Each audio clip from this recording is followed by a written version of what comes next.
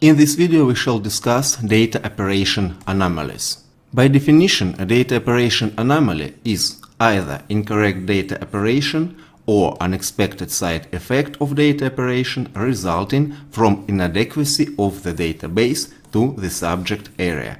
Speaking simply, we are going to perform some good data operation, but it either fails or produces some unexpected side effect.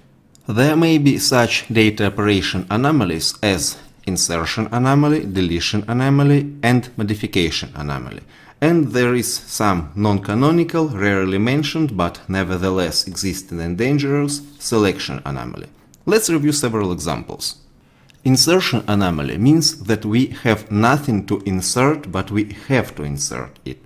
Imagine we hire another employee, but we have to know from the beginning the project that employee works on, the role that employee is in, and the salary for that employee. If we do not know that information, we cannot hire an employee. Next, let's imagine we are starting new project. We have to assign at least one employee to this project in some role with some salary.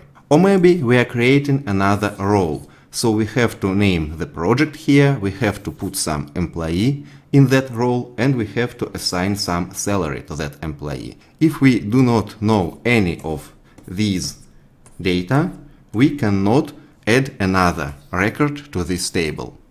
With deletion anomaly, if we want to delete something, we are losing something else, and that's extremely bad. For instance, we are trying to dismiss this employee, but he is the only employee in this project and the only employee in this role, so we lose information about that project and that role, and that's bad. Or imagine we want to delete this role, but we shall lose information about this employee because he has only this role, and we may lose also information about this project because this is the only role of some employee assigned to this project. Or maybe we want to terminate this project, but we shall lose information about this employee because he is the only one in this project, and about this role because this role is only mentioned in this project. So we are trying to delete something and we lose something else, and that's bad. That's the deletion anomaly. With modification anomaly, there are always questions: what to modify, and did we modify everything that needed to be modified? For instance, imagine we have to rename this role to this role. But shall we do it for each and every project or only here? Or maybe we shall perform another action? That's a big question. And imagine, for instance, that some employee wanna change his name or surname or something like that. How can we know if this and this employee is the same person? Maybe it's the same person, maybe it's different persons. A lot of questions. We do not know what to modify, and that's the modification anomaly. Selection anomaly originates from the fact that usually all this data is typed in manually, so some mistakes may occur. And if we want to calculate how many coordinators do we have, we shall receive only one, but this will not be counted here. And that's selection anomaly, and that's also bad, because our database behaves the wrong way. So we clearly see that data operation anomalies are bad. So what can we do? We can use normalization and also normal forms. Those normal forms we shall discuss in several next videos, and that will help us to prevent data operation anomalies and also to achieve many other benefits. This is the example of a quick fix to our database. That relation work should be split in several relations. These fields should become foreign keys.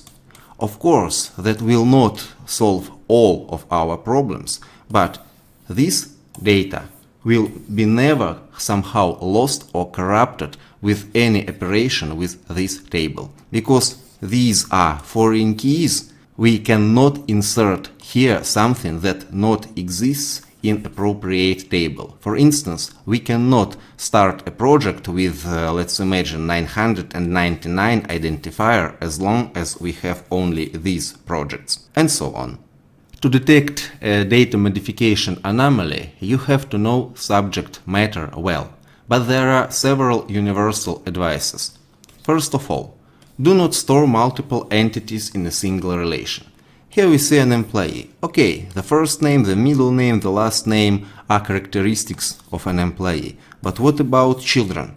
Children are not parts of an employee, so children should be stored in another relation. Speaking about phone number, here is the question.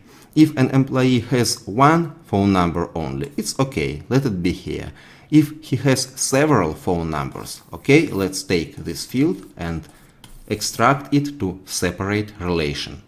And the second most powerful advice is to ask yourself constantly, what if? So here's the same relation again. And what if?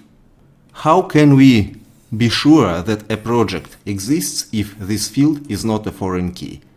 We may write down here something like, for instance, PRG, and that's all. This project does not exist, but database will accept it, so that's bad. The next, let's assume that this field is not null field. How can we assign an employee to a project not knowing the start date? What shall we put here? That's the question. Or can we set this value greater than this value? So can we put something here greater than here? Technically we can, but logically we shall not. Or what if this information for an employee about start working and end working on a project is outside the project start and date? Technically we can make such a decision, we can write this data into the table, but that will not be good. Or what if an employee leaves the company? Shall we delete his project participation record, or maybe we just correct this value? That's the question, we do not know what to do. Or what if a project is closed? Shall we delete all participants' records, or maybe just correct this value? We do not know what to do, and so on and so on and so on. So asking yourself what if helps a lot to detect any data anomaly you have.